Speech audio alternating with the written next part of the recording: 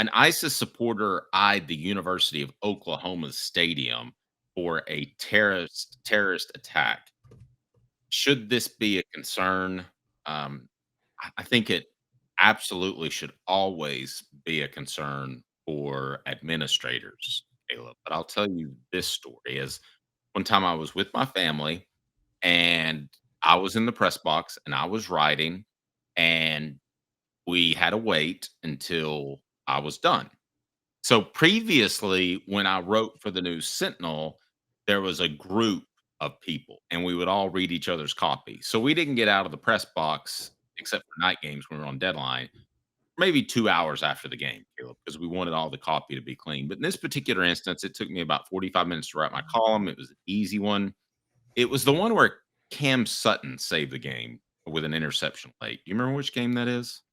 I'm not sure which game that They were was. about to get upset by a lesser opponent. Maybe South Alabama. Yeah, yeah, that's what it was. And because Cam took a picture with my son Tram, it was Cam and Tram. That's cool. But I remember leaving, and there were snipers that left the stadium. I never knew there were snipers. I bet you didn't know there were snipers.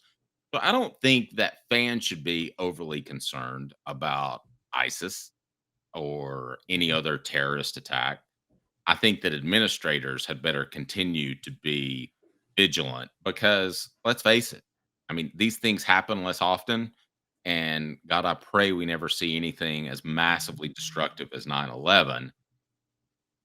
But Caleb, those people are still out there and those people are still trying to do stuff. And I would say this if you go to a football game regularly, see something, say something is the old saying. If you see something curious, say something.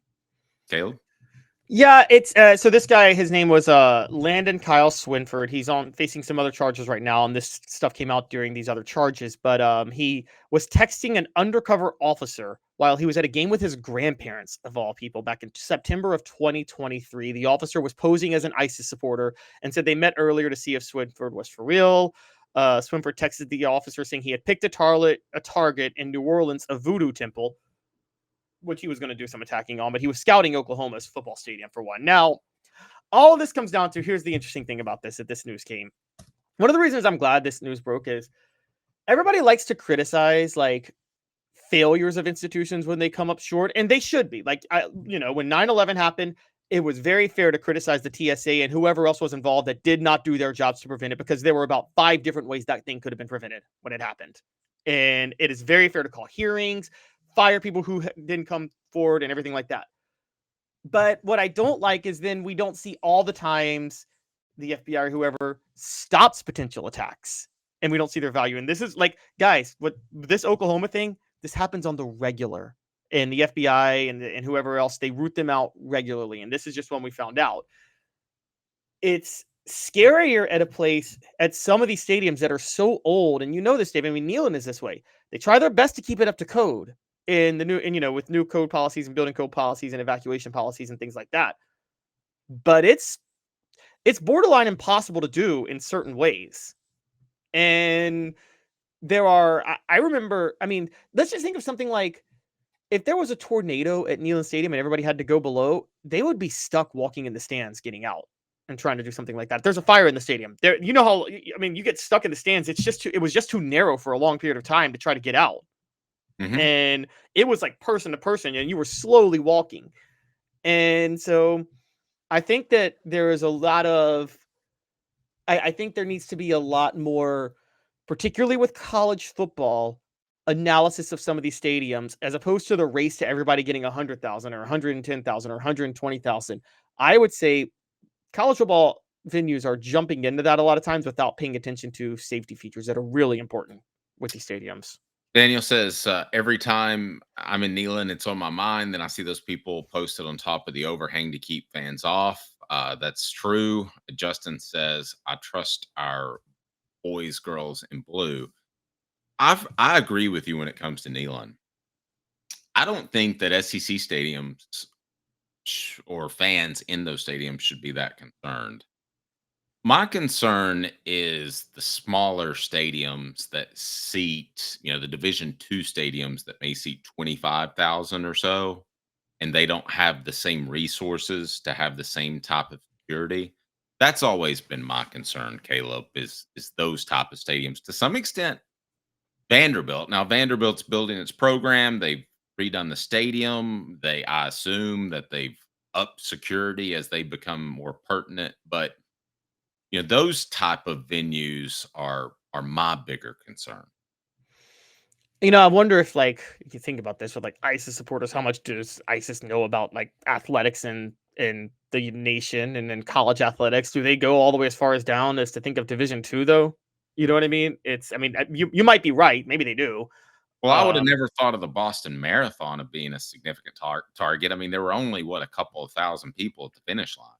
yeah, no, that's true. That's true. And And I want to echo something you said of our boys and girls in blue, and those people that are in charge of security. Maybe they dropped the ball in 9/11, but those I watched a documentary on the Boston Marathon bombers, and they had more targets in mind, but they were caught so quickly that they didn't have a chance to take advantage of all the scouting they had done.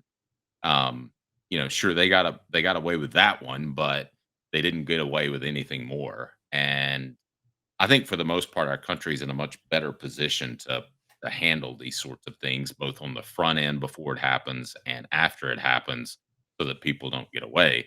And I think it's obvious that our country was caught with their pants down a little bit because 9/11 happened in the first place. But then it took a decade to find all those that were responsible for it. Shouldn't have taken that long. Spies should have been more um what's the word I'm looking for? Spies should have been more involved or more trained. What's the word I'm looking for? well, I mean, We should have been able to find out who that was and get them. well, we knew who they were. The question was, where were they hiding? And it turned out, like, I mean, Osama bin Laden was hiding in a mansion, like, like 5 miles from the Pakistani like army. So like everybody should have known it. The problem is when you go after some of these targets, even if you know who they are, there's geopolitical issues with where they're hiding and things like that make it much more competent or complicated. Excuse me. But yeah, that's what I like. They never talk about the attacks that you always hear about the attacks that happen. You never hear about the attacks that didn't happen. You know what I mean? So like I that, completely agree. yeah. And so like this is, I'm glad this story is out because it lets people know like this is the good work that a lot of people do in government where you don't hear about. You always hear about their failures. But when the successes happen, when they do things to keep things running as they should, you never hear about it. No one reports the plane that landed safely. It's a 30 to 45-second brief on the news, if that. Yeah, exactly. And for those that Exactly. don't know about news stacking, like we do, our biggest topic is at the front end, and then you play it down. It befuddles me that a lot of times I'll say, "Oh, ISIS had an attack planned here," and it's at the 24-minute mark after the third commercial break, and it's 45 seconds long Yeah, exactly. or shorter, Exactly. like sometimes 20 seconds. And I'm like, this could have killed hundreds of people. Yeah. They're never going to report that thing, but if they pull it off, it's going to be at the top of the block. You're right. That's actually one of the interesting things where sports media works better than news media because Dave, sports media, if a team does what they're supposed to do, we cover that, don't we? We're like, hey, that team won a game it was supposed to win, and we cover the fact that they won that game as much as we would cover it if they lose. Yeah, And but we also talk about potential negatives. We've done so a lot this but show. we talk about the positives as much as the negatives. We're talking about red flags on Josh Heupel's recruiting, but guess what? If Josh Heupel was getting top 5 classes, we'd be talking about that too, at the same level. Yeah. Now I'm with Derek on this, and Caleb, I'll let you defend yourself because you defended the fact that it took a decade to get Osama bin Laden. Osama got an interview with CNN and the K, but our military couldn't find him. Okay, I well, can't. I can't. Daniel says you're absolutely right, Derek. I can't get into that without getting political though, because maybe if we didn't waste resources in Iraq for 10 years, where that had nothing to do with 9/11, that wouldn't have been a thing. But my point is, we should have known more about where Osama was and how to get him. I mean, that didn't take thousands and tens of thousands of troops. That took like Special forces. Oh, I think we had a lot of long story short, this is a geopolitical thing where the US government had some suspicions about him hiding where he was hiding, but they had an unhealthy alliance with the Pakistani government and they didn't want to upset the Pakistani government. And so there's a lot of things going on because the Pakistani government, it's like the world headache because they have nuclear weapons, but they also have like a significant portion of radical extremists who live in their area. So if the government falls and the nuclear weapons get into the hands of radical extremists, well, then the whole world's going to blow up. So Here's the other thing. You don't arm Afghanistan and teach them how to attack people, and then the whole country's wiped out, and you don't help rebuild some schools and rebuild things. Have you seen Charlie Wilson's War? no, but I know Charlie Wilson's War. But I know Yeah. about the story behind it. Yeah. They don't even say the word 9/11 in the movie, but they lay the foundation where you know what happened. Oh yeah, I mean, the whole 1980s to win the Cold War, we propped up radical extremist groups and armed them and gave them guns and weapons. Yep. And I'm like, yeah.